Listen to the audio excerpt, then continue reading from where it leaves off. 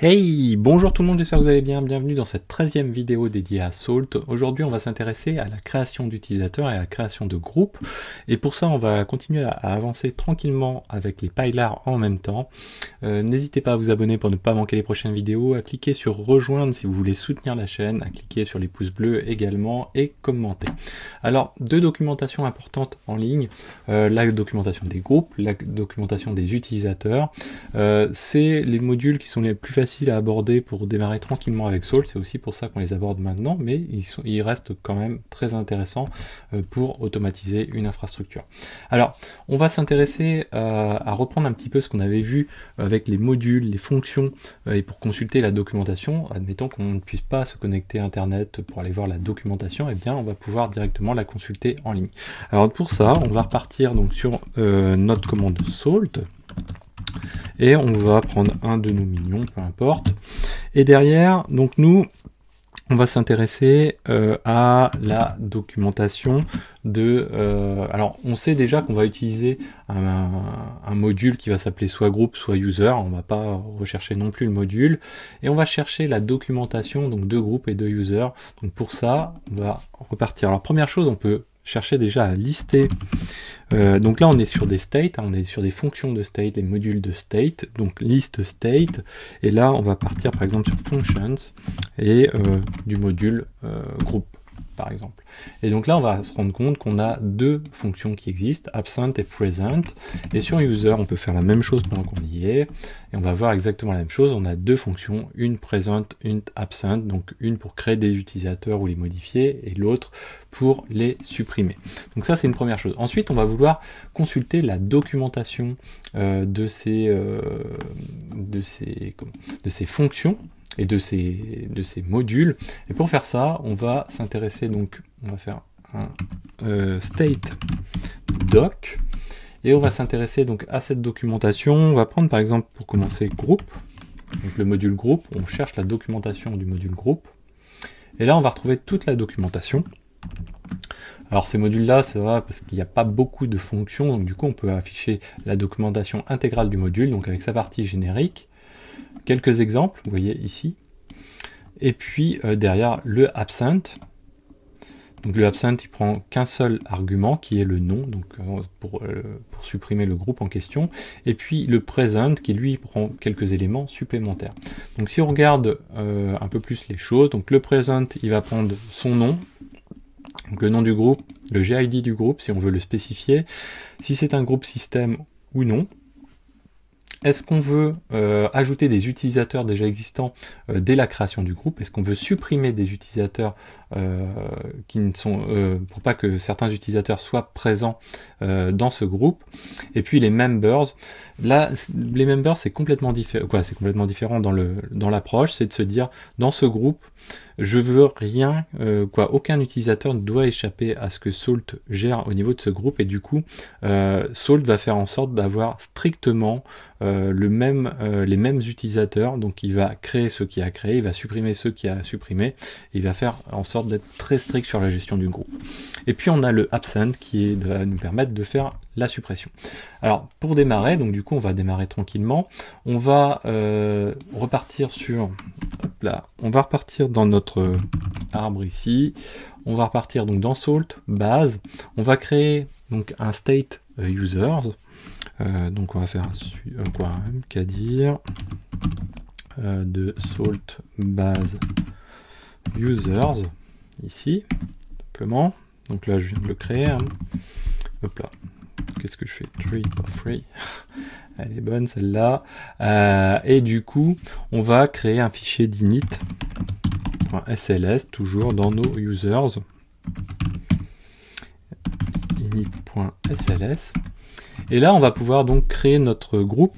Alors, par défaut, on va pouvoir directement indiquer dans l'ID du state en question le nom du groupe, et du coup ça va nous permettre de directement dire que je veux un groupe present, il va nous créer directement le groupe en question. Moi ce que je veux c'est un GID, je veux aussi ajouter un autre utilisateur, donc c'est pour l'exemple hein, simplement, donc on va dire qu'on veut un GID qui est à 2000, et on va dire que l'on veut qu'est-ce qu'on a dit, les users. Donc on veut des users. Hop là, on va se remettre un petit peu plus strict. Les users, donc sous forme de liste, on peut rajouter d'ores et déjà des utilisateurs dedans, et nous on va dire, bah voilà, on est avec Vagrant, on veut notre utilisateur Vagrant avec. Donc là, qu'est-ce qui va se passer? On va vouloir lancer maintenant ce state, donc on va faire un sudo salt, on veut le lancer que sur salt4, ici, et on va jouer donc un state.sls qui se nomme users, du coup celui qu'on vient de créer, notre répertoire, hein, c'est le répertoire qui permet de l'identifier, et on va faire toujours notre test true, on va pas forcément l'appliquer directement. Alors invalid keyword from group present, pourquoi il me dit ça, present, j'ai un keyword qui est pas bon, ok, alors group present, est-ce que j'ai bien mis GID, users, je dois avoir une petite typo quelque part, je sais pas laquelle, group present, sinon je vais recopier bêtement, je la vois pas franchement cette typo. Invalid keyword, users, state users, group present.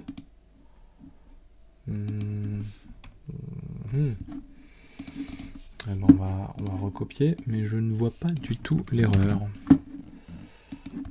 Alors si vous la voyez, n'hésitez pas à me le dire quand vous visualisez la vidéo. J'avoue que là, j'ai un peu séché.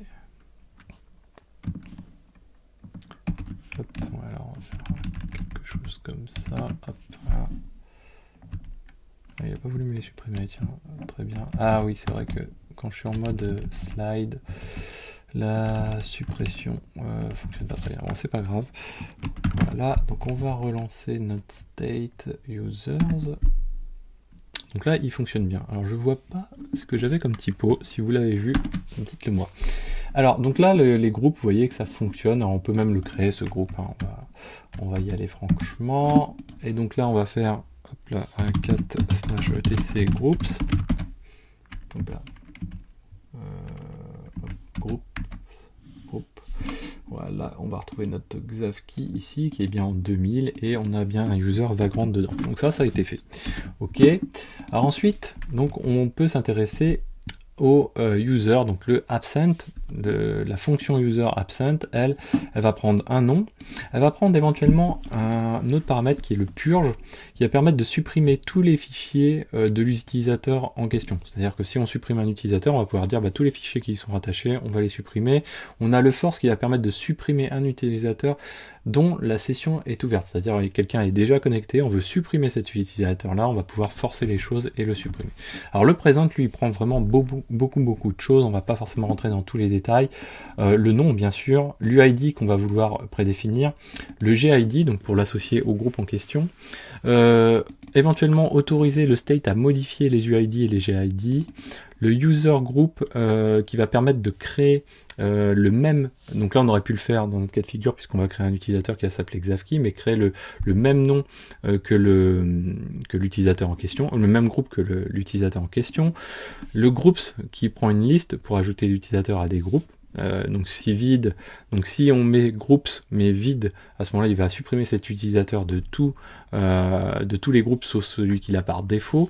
Ensuite on a les groupes, donc optional groups. Alors groups ici, il faut que les groupes existent par ailleurs. Si les groupes n'existent pas, c'est des groupes obligatoires, donc du coup Salt va planter. Les optional groups c'est différent, c'est que si le groupe n'existe pas, Salt ne va pas planter, il va juste pas ajouter l'utilisateur puisque le groupe n'existe pas. On a le remove groups pour supprimer les groupes dont l'utilisateur est membre. On peut définir la home. On peut, par défaut, la home est créée, mais on peut très bien dire on ne veut pas la créer. On a le no login init qui n'ajoute pas l'utilisateur au last log et fail log. On a le password. On a également le hash password, donc on va le voir tout à l'heure.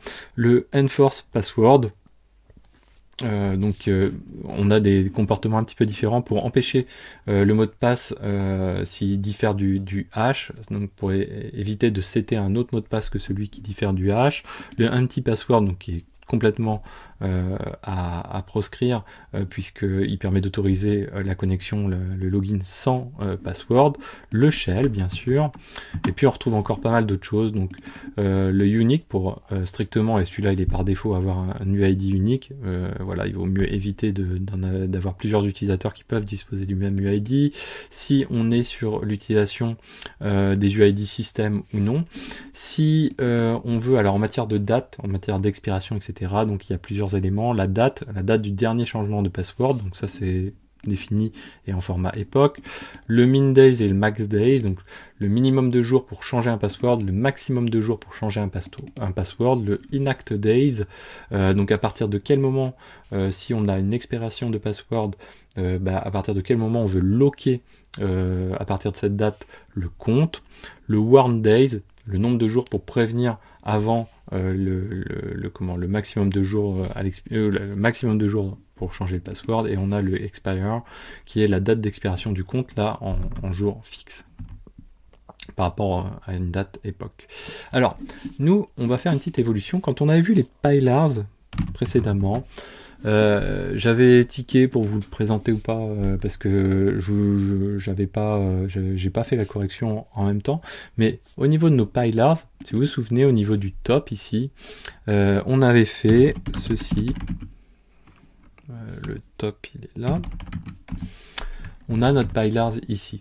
Alors je vous explique, c'était pas la meilleure méthode. En fait, la bonne méthode, ça va être d'utiliser un répertoire qui va nous permettre de définir la partie base strictement et gérer les pylars, les fichiers des pylars en termes d'isolation, qu'on va dire par rapport à éventuellement d'autres environnements. Eh bien on va définir un répertoire dédié à ça. Alors pour faire ça, on va dire tout simplement, donc nous on va avoir par exemple nos users, donc les pylars qui se rattachent aux users, qui vont être utilisés par les states en question. Eh bien, on va dire, voilà, on veut base.user, c'est-à-dire le répertoire base, et dedans, on va récupérer le répertoire users, et ensuite, on va avoir un init.sls. Donc, pour faire ça, on va faire un sudo mkdir -p, et on va créer donc dans nos pylars un répertoire base et suivi d'un répertoire users. Et une fois qu'on a fait ça, on va pouvoir aller éditer dedans, comme ceci, un init.sls. Donc là, je crois que j'ai fait une petite typo, init.sls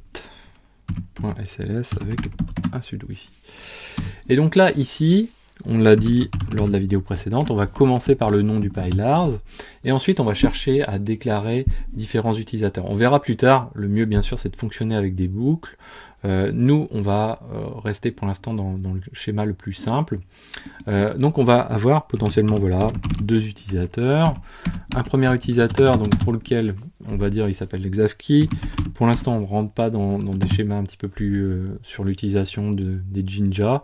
On va dire que son nom on va le définir, on va avoir un password qui est sous forme de hash. Donc pour ça on va utiliser la commande mkpasswd et du SHA-512 dans notre cas de figure. Hop, on va se mettre juste à côté ici, passwd, on va lui passer un SHA-512. Hop là. Ah, je l'ai pas ici, c'est pas grave. mkpasswd et SHA-512, et on va lui dire voilà, je définis un password en SHA-512, je le récupère. Je vais le définir ici, et ensuite ici, lui je vais lui définir un UID qui va être fixe. Donc là je passe tranquillement tous mes attributs, donc lui on va dire voilà c'est le numéro 2000. Après je vais faire la même chose. Hop, voilà, on est sur un dictionnaire simple, et ici ça va être Xavier par exemple. Alors on verra avec les boucles, etc. On peut faire quelque chose qui est un petit peu plus sympa que de faire des répétitions telles que je le fais là, etc. On verra ça plus tard. Donc là, lui, je vais lui attribuer l'UID 1, je lui laisse le même password. Voilà, donc là j'ai un pylar qui est prêt à être utilisé. Donc là on va retourner ensuite dans notre dans notre salt, hop, dans notre state, pardon. Donc on va retourner dans notre salt base users init.sls et là on va dire voilà, on veut créer create xavkey user par exemple. Alors pourquoi là on pourrait utiliser pour créer des utilisateurs, on pourrait utiliser de cette manière-ci le user.present de cette manière-ci. Le problème c'est que là je vais avoir deux ID identiques pour des states différents. Donc ça Salt ne va pas l'accepter. Donc pour l'accepter, on va être obligé d'avoir quelque chose qui est un petit peu plus unique. Donc on va faire create xavkey user. Du coup le groupe ça vaudrait le coup de le renommer, on va pas le faire là, mais voilà. Derrière on va préciser le nom. Et le nom cette fois-ci, donc du coup on va faire appel à nos pylars. Donc on va dire pylar, pardon. Et on va indiquer que là on se situe dans le pylar qui se nomme users. On va récupérer, donc par exemple là on est sur le user xavkey et on va récupérer le nom. Donc là on va l'avoir comme ceci, name, comme ceci. Ensuite on va avoir le password. De la même manière, ici on va avoir password. Et puis encore, on a son UID. Et là, vous voyez qu'on commence à faire des choses un petit peu répétitives, donc il y a des choses qui vont être à améliorer. Donc là, si je fais ça, que je recherche mon state.sls, voilà, je passe un test égale true, enfin un dry run. Qu'est-ce qui se passe? Il me dit voilà, je vais créer l'utilisateur xavkey. Alors si je veux créer un deuxième utilisateur, vous voyez que là ça va commencer à devenir assez lourd, qu'à de le dire. On va créer le user qui se nomme Xavier, hop, et puis on va ensuite aller chercher ici Xavier avec tous les risques que l'on a de mal modifier les choses. Surtout moi qui fais plein de typos en permanence. Et là, si je fais un test égale true, il va me dire ok, je crée xavkey et je crée Xavier. Donc là, effectivement, ça tourne bien. On verra prochainement, voilà, comment on va faire des boucles pour faciliter grandement l'utilisation de tout ça. Donc là, je vais lancer mon test égale true. Je le lance.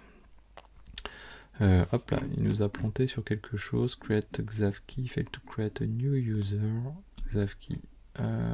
Pourquoi? C'est assez étonnant. Test égale true. Il me dit effectivement qu'il va être créé. Alors qu'est-ce que j'ai comme coquille peut-être dans le user? Xavkey, password. Alors j'ai peut-être un UID qui est déjà pris. Alors je vais pas préciser le GID, hein, j'aurais pu préciser aussi le GID. Peut-être un truc qui existe déjà. Hein. ID xavkey.